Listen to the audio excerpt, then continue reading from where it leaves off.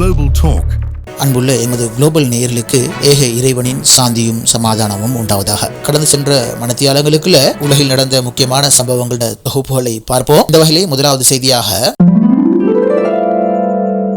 இஸ்ரேலிய பிரதமர் Benjamin Netanyahu அமெரிக்காவுக்கு சென்றுள்ளார். அமெரிக்காவுக்கு சென்று மிஸ்டர் டொனால்ட் ட்ரம்போடு இன்று பேசினார். வழமையாக பேசிவிட்டு ஊடகங்களை சந்திக்கும் இந்த டொனால்ட் ட்ரம்பும் நெத்தன்யாஹூவும் இந்த முறை சுமார் 3 மணித்தியாலங்களுக்கு மேலாக பூட்டி அறையிலிருந்து பேசிக்கொண்டு அதன் பின்னர் எந்த ஊடகங்களுக்கும் பேட்டி அளிப்பதை தவிர்த்து கொண்டு வெளியேறிவிட்டதாக இதுவரை, அதாவது நான் செய்தி பதிவிடும் வரை எந்த ஒரு தகவல்களும் வெளியிடப்படவில்லை. அதாவது இருவரும் பூட்டி அறைக்குள் சுமார் 3 மணித்தியாலம் பேசிவிட்டு சுமார் 5-6 மணித்தியாலங்களாக இது சம்பந்தமாக எதுவுமே இருவரும் கருத்திடவில்லை. ஆனால் அமெரிக்க ஊடகங்கள் பல பேசுகிறது. ஈரான் சம்பந்தமாக, அதாவது ஈரானை தாக்குவது சம்பந்தமாக எந்த ஒரு நிலையான முடிவுகளும் இதுவரை பெறப்படவில்லை என்ற ஒரு செய்தி தான் இப்போது கிடைக்கின்றது. ஆனால் சகோதரர்களே, இது ஒரு நரித்தனமாக இருக்கலாம் சொன்னா, முன்னைய காலங்களில் டொனால்ட் ட்ரம்ப் சொல்லியிருந்தாரு, நாங்க ஈரான் மீது எடுக்கும் நடவடிக்கைகளை எமது மத்திய கிழக்கில் காணப்படுற நண்பர்களோடு பகிர்ந்து கொள்ள முடியாது அப்படின்ற ஒரு விஷயத்தை அவர் பேசியிருந்தார். ஆகவே இது சம்பந்தமாக எந்த ஒரு விஷயமும் வெளிவரவில்லை. ஆனால் ஈரான், அதாவது ஈரானுடைய தேசிய பாதுகாப்பு தலைவர் லாரிஜானி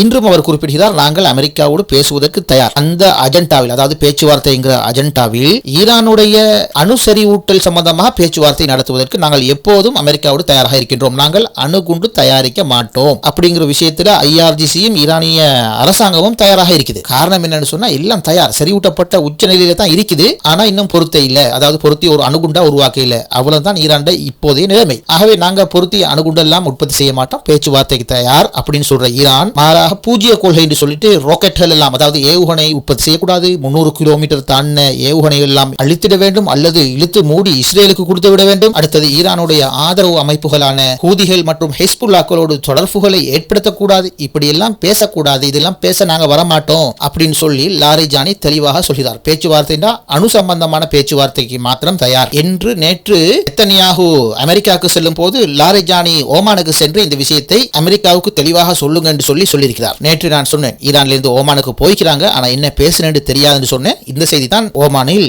ஈரான் பேசிய செய்தி இன்று கிடைத்தது. ஆனால் அமெரிக்காவுக்கு சென்ற நரிகள் இதுவரையும் என்ன பேசியதுன்னு சொல்லி எந்த ஒரு செய்தியும் இதுவரை இல்லை. ஆனால் பூட்டி அறைக்குள் என்னமோ பேசிக்கிறாங்க, அமைதியா இருக்கிற விஷயம் பொறுத்திருந்து பார்ப்போமே. இது இவ்வாறு ஹக்கன் ஃபிடான், யாரு துருக்கிய வெளிவிவகார அமைச்சர் சொல்றாரு, இஸ்ரேல் அமெரிக்காவுடைய ஈரான் சம்பந்தமான பூச்சிய கொள்கையை கைவிட்டு ஈரான் அணுகுண்டு தயாரிப்பது சம்பந்தமான ஒரு உடன்பாட்டுக்கு வருவது அவசியம் என்று சொல்லி இன்று ஊடகங்களுக்கு பேட்டியளித்துள்ளார். அதாவது ஈரான் குறிப்பிட்ட அளவு யுரேனியம் செறிவூட்டுவதை அமெரிக்கா சகித்துக் கொள்ள தயாராக இருப்பதாக இந்த துருக்கிய ஃபிடான் குறிப்பிடுகிறார். ஆனால் ஈரானுடைய ஏவுகணை திட்டங்களை பேச்சுவார்த்தை மேசையில் அமெரிக்கா தொடர்ந்து முன்வைத்துக் கொண்டிருப்பது பிரச்சனைக்கும் போருக்கும் வழிவகுக்கின்றது என்று இவர் இன்று குறிப்பிட்டுள்ளார். ஆகவே எந்த இடத்துல இப்ப பிரச்சனை இருக்குதுன்னு உங்களுக்கு விளங்கிக்கும். ஆரம்பத்தில் அணுகுண்டு சம்பந்தமான பிரச்சனை சொன்னாங்க, இப்ப அடுத்ததாக ஈரானுடைய ஏவுகணை ஒரு பிரச்சனை. ஈரானுடைய ஏவுகணைகள் இஸ்ரேலை தாக்கக்கூடியது, ஆகவே அதனை ஒப்படைக்க வேண்டும் என்று சொல்லி ஈரானை அமெரிக்கா வற்புறுத்தி வருகிறதோ இல்லையோ, இஸ்ரேல் வற்புறுத்தி வருகிறது. அமெரிக்காவுக்கு சென்ற நெத்தன்யாஹூ நிச்சயமாக இதனை பேசியிருப்பார். அடுத்தது டொனால்ட் ட்ரம்ப் தன்னுடைய சமூக வலைதளத்தில் இந்தியா சம்பந்தமான ஒரு புரளியை கிளப்பிக் கொண்டிருக்கிறார். அது என்னன்னு சொன்னா, பாகிஸ்தான் இந்தியாவுக்கு இடையில் நடந்த போற நாத்தா நிப்பாட்டுன்னு இந்தியாவோட 10 விமானங்களை பாகிஸ்தான் சுட்டு வீழ்த்திட்டு அப்படின்னு சொல்லி இந்தியாவுடைய சுய கௌரவத்தை குறைக்கிற மாதிரி பேசி, நரேந்திர மோடி ஒரு சிறந்த மனிதர், அவருக்கு என்னை ரொம்ப பிடிக்கும் என்ற வார்த்தையை நீங்க தப்பா எடுத்துக்கொள்ள கூடாது, ஆனா அவருடைய அரசியல் வாழ்க்கையை நான் கெடுக்க விரும்ப இல்ல அப்படின்னு ஒரு செய்தியை டொனால்ட் ட்ரம்ப் ஊடகங்களுக்கு பேசியது இன்று இந்தியா ஊடகங்கள்ல அதிகம் பேசப்படுற ஒரு விஷயமா இருக்குது. அதாவது ஏதோ ஒரு சந்தேக பார்வையை இந்திய மக்களுக்கிட்ட கிளப்பியே விட்டுட்டார். இப்ப உண்மையிலேயே தப்பா ஒரு விஷயம் இல்லாட்டியும் மக்கள் அதை ஒரு வேற கோணத்துல பார்க்கக்கூடிய ஒரு சமகாலம் தான் இப்போது உள்ளது. என்று சொன்னா, அந்த எப்ஸ்டீனோட நரேந்திர மோடிக்கு ஏதோ தொடர்பு இருந்ததாக ஊடகங்கள் சில குற்றங்களை கூறினாலும் இன்னும் நிரூபிக்கப்படவில்லை. ஆகவே இங்கு மோடிக்கும் இந்த எப்ஸ்டீனுக்கும் தொடர்பு இருக்குதோ இல்லையோ, மக்களை பொறுத்தவரையில் அது சந்தேகத்திலே பார்த்து அவர்களுடைய கட்சி மற்றும் அவருடைய அரசியல் வாழ்க்கைக்கு இந்தியாவில் ஒரு கேள்விக்குறியை ஏற்படுத்துவது தான் இந்த டொனால்ட் ட்ரம்புடைய திட்டமாக கூட இருக்கலாம். ஆனால் சில ஊடகங்கள் சொல்லுது, இல்ல இந்த மோடியை பற்றி ஏதோ ஒரு விஷயம் டொனால்ட் ட்ரம்ப் வச்சிக்கிறாரு, அதை அவர் வெளியிட்டார் சொன்னா மோடியோட மான மரியாதை எல்லாம் போயிடும் அப்படின்னு சொல்லி சிலர் யூடியூப்ல பேசுறாங்க. பொறுத்திருந்து தான் பார்க்க வேண்டும் என்ன பிரச்சனை என்று சொல்லி. இது இவ்வாறு இருக்கல, உங்களுக்கு தெரியும், இந்தியாவுக்கும் அமெரிக்காவுக்கும் அண்மையில ஒரு பெரிய ஒரு வர்த்தக ரீதியான ஒப்பந்தம் கையொப்பமிடப்பட்ட விஷயத்தை நாங்க இதற்கு முன்னைய காணொலிகளில் பேசிக்கிறோம். அவ்வாறு பேசினதுல டொனால்ட் ட்ரம்ப் என்ன செஞ்சாரு, இந்தியா படத்தை காட்டி, அதாவது காஷ்மீர்ல முழு பகுதியும் இந்தியாவுக்குரியது தான், அதே போல சர்ச்சைக்குரிய சீனாவுடைய லடாக் பகுதியும் இந்தியாவுக்குரியது தான் என்பது போல ஒரு மாதிரி படம் ஒன்ற ஊடகங்களுக்கு காட்டி ஒரு சைனாவை ஒரு அதிர்ச்சிக்குள்ளாக்க வைத்தாரு. பாகிஸ்தானை பொறுத்தவரையிலே தெரியும், இந்த பிரச்சனை இந்தியாவுக்கும் நமக்கும் தொடர்ச்சியாக முரண்பாட்டிலேயே உள்ளது என்பது பாகிஸ்தானுக்கு வளமையான விஷயம். அதனால தான் அண்மையில இந்தியாவுக்கும் பாகிஸ்தானுக்கும் போர் ஏற்பட்டது. பிறகு அந்த போரை நான் தான் நிப்பாட்டினேன் சொல்லி நரேந்திர மோடியை வருடி கொண்டிருக்கிறார் டொனால்ட் ட்ரம்ப். இந்த வகையில் இன்று ஒரு சம்பவம் நடந்திருக்குது. இந்த மணிப்பூர்ல சீனாவுடைய ஆதரவு பெற்ற தீவிரவாதிகள் இந்தியாவுடைய ராணுவ வெஹிக்கிளை இலக்காக கொண்டு வெடிகுண்டு தாக்குதலை செய்ததாக செய்திகள் வருகின்றது. இந்த தாக்குதல்ல இதுவரை 8 வீரர்கள் அந்த இடத்திலேயே கொல்லப்பட்டதாக உறுதி செய்யப்பட்டுள்ளது மற்றும் டஜன் கணக்கான ராணுவ வீரர்களும் காயமடைந்துள்ளதாக செய்திகள் வருகிறது. குண்டு வெடிக்கும் காட்சிகள் வெளியாகியுள்ளது. இந்த நேரத்தில்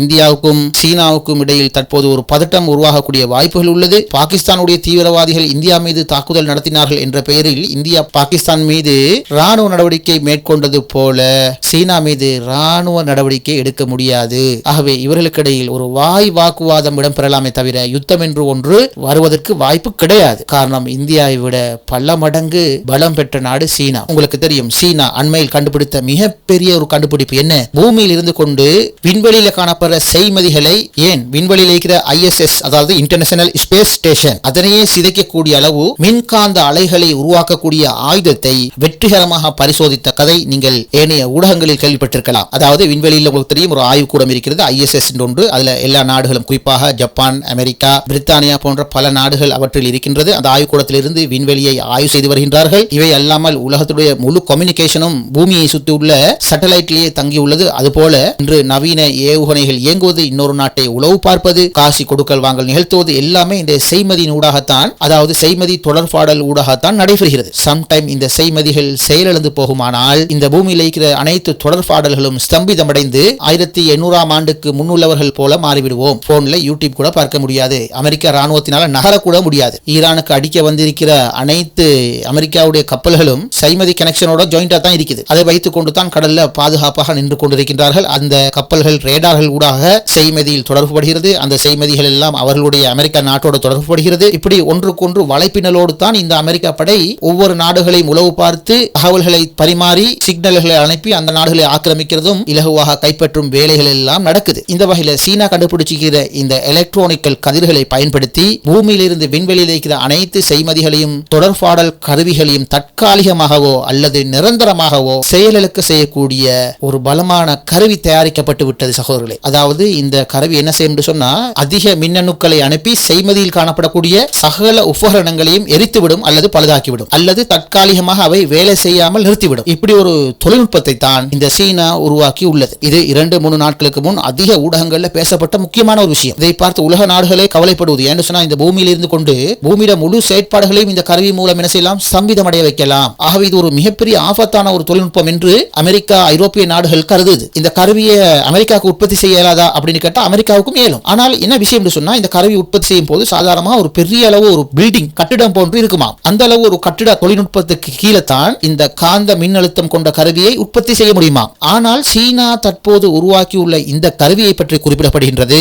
இது சாதாரண ஒரு கார் அளவு, ஒரு சிறிய வண்டி அளவு உள்ள இயந்திரம் மூலம் இந்த காந்த கதிரலை மின்னணு கருவி உற்பத்தி செய்யப்பட்டதுதான் இன்று ஒரு பேரதிர்ச்சியாக உள்ளது. அதாவது ஒரு இடத்திலிருந்து இலகுவாக ஓட்டி சென்று இன்னொரு இடத்துல நிப்பாட்டி கொண்டு வானத்தில் இருக்கிற, அதாவது விண்வெளியில் இருக்கிற சேட்டலைட்டை ஆஃப் பண்ணி விடலாம் அல்லது எரித்து விடலாம். அதாவது தீப்பிடிக்காத உள்ளுக்கு உள்ள சிப்செட் எல்லாம் எரிஞ்சு போயிடும். நான் சொல்ற செய்தி ஒரு மிக விரிவான செய்தி, அதை சுருக்கமாக சொல்கின்றேன். நீங்கள் மேலதிகமாக இணையதளத்தில் தேடி பாருங்க, இதை பற்றி விரிவாக போடப்பட்டிருக்கின்றது. இப்படிப்பட்ட ஒரு கருவியை தற்போது சீனா தயாரித்து விட்டது. தயாரித்த இந்த கருவி இவ்வளவு சீக்கிரம் கொண்டு போய் அதை ஈரான் கையில சீனா கொடுப்பாங்க சொல்லி யாருமே நினைக்கல. தற்போது அந்த மின்னணு கருவியை சீனா ஈரானுக்கும் கையளித்துள்ளது என்ற செய்தி இன்று ஊடகங்களில் பார்க்க கிடைத்தது சகோதரர்களே. நான் பேசிக் கொண்டிருக்கும் போதே இப்போது ஒரு செய்தியை பார்க்கின்றேன். அதாவது சீனா பாகிஸ்தானுடைய ஒரு செயற்கைக்கோளை விண்வெளிக்கு அனுப்புகிறது. அதுவும் எப்படி, நிலத்தில் இருக்கிற ஏவுதளத்தில் இல்ல, கடல்ல இருக்கிற கப்பல்ல இருந்து ராக்கெட் அனுப்புறாங்க விண்வெளிக்கு. அதாவது பொதுவாக நாங்க பார்த்திருப்போம், நிலத்தில் பொருத்தப்பட்டிருக்கிற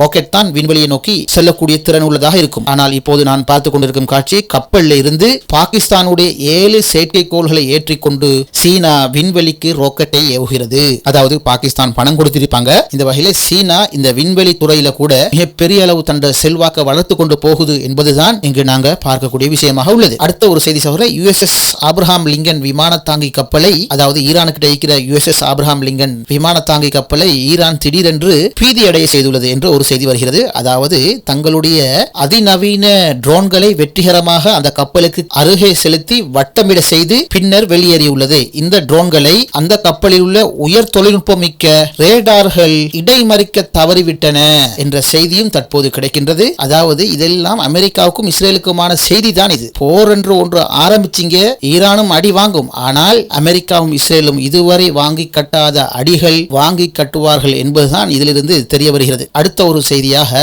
கத்தாரில் அமெரிக்க வான்படை விமானங்கள் நிறுத்தப்பட்டிருக்கும் விமான தளத்துடைய செய்மதி காட்சியை மிக துல்லியமாக ஈரான் வெளியிட்டுள்ளது. அதாவது கத்தாரில் உள்ள அமெரிக்காவுடைய விமான தளத்தில் 16 அமெரிக்க வான்படை KC-135 எரிபொருள் நிரப்பும் விமானங்களும் ஒரு RC-135 விமானமும், அதாவது RC-135 என்பது உளவு கண்காணிப்பு விமானம் எனப்படுகிறது. இந்த வகையில் இந்த உளவு கண்காணிப்பு விமானமும் நிறுத்தி வைக்கப்பட்டிருக்கின்ற காட்சியை ஈரான் வெளியிட்டிருக்கின்றது. கீழே இந்த காட்சியை துல்லியமாக படமெடுத்து ஈரானுக்கு சீனா வழங்கியுள்ளதாக இந்த செய்திகள் மேலும் தெரிவிக்கின்றது. சரி சகோதரர்களே, இந்த செய்திகளை பார்த்து புரிந்திருப்பீங்க இந்த போர் நடந்தா அடுத்தது என்ன நடக்கும் என்று. இன்ஷா அல்லாஹ் இறைவன் நாடினால் நீதியானவர்களுக்கு வெற்றி கிடைக்கும் என கூறி மீண்டும் அடுத்ததொரு நல்லதொரு செய்தி தொகுப்பில் சந்திப்போம். இது குளோபல் நூலகத்துடைய குளோபல் டாக் நிகழ்ச்சி.